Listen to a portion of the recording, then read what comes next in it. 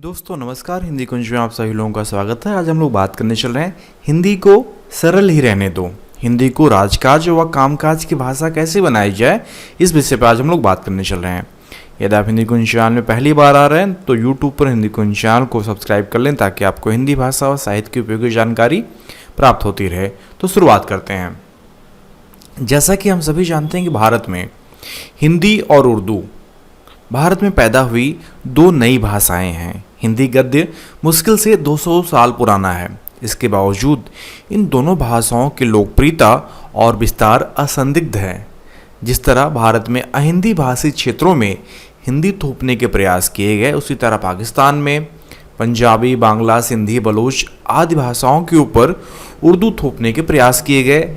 इसका परिणाम यह हुआ कि एक स्वाभाविक उग्र प्रक्रिया हुई और भारत में भी हुआ, जैसे विशेषकर भारत के तमिलनाडु प्रांत में। इसी तरह पूर्वी पाकिस्तान के बांग्ला प्रेमियों को भी उर्दू को जबरदस्ती थोपना पसंद नहीं आया। जिस तरह भारत में कुछ लोगों ने हिंदी से अवधी, ब्रज, भोजपुरी, बुंदेली, फारसी आदि के शब्द निकालकर उसे संस्कृत निष्ठ और दुरूह बनाया, उसी तरह पाकिस्तान में भी कुछ लोगों ने उर्दू को और अधिक अरबीमय बनाकर नीरस बना दिया। फिर से व्यापार, रोजगार, मीडिया और फिल्म जगत में हिंदी में अंग्रेजी और अन्य भाषाओं के शब्द शामिल करने से हिंदी रोचक बनती प्रतीत हो रही है। अंग्रेजी में हर साल दुनिया के अनेक भाषाओं के शब्द जुड़ते हैं। इससे अंग्रेजी सहज, सरल, सरस और लोकप्रिय और विस्तृत होती जाती है।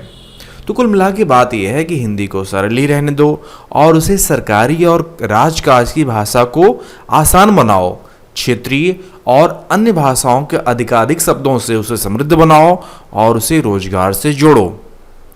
हिंदी के विस्तार और जीवंतता के लिए इतना ही काफ़ी है। हिंदी दिवस गर्व और फर्जी बातों आज से भले किसी को राजनीतिक फायदा मिले, लेकिन इससे हिंदी को विस्तार नहीं मिलेगा और न ही उसे बल मिलेगा।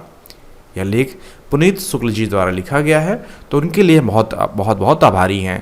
तो इस प्रकार हम हिंदी को सरल ही रहने दिया जाए और उसमें नए नए शब्द जोड़े जाएं, जिससे वह सरल, सहज, सरस और लोकप्रिय हो और भारत में विस्तार पाती जाए और उसमें अन्य भाषाओं के शब्दों को अधिकाधिक जोड़ा जाए और उसे रोजगार से भी जोड़ा जाए, तभी वह विस्तार भारत में पाएगी।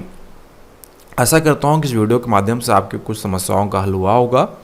यदि आपको अपने विषय अध्ययन संबंधित और अधिक नोट्स चाहिए हिंदी से संबंधित, तो आप hindicoin.com को विजिट करें। वहाँ पे आपके लिए उपयोगी अध्ययन सामग्री उपलब्ध कराई गई है। आप सभी का वीडियो देखने के लिए बहुत बहुत धन्यवाद।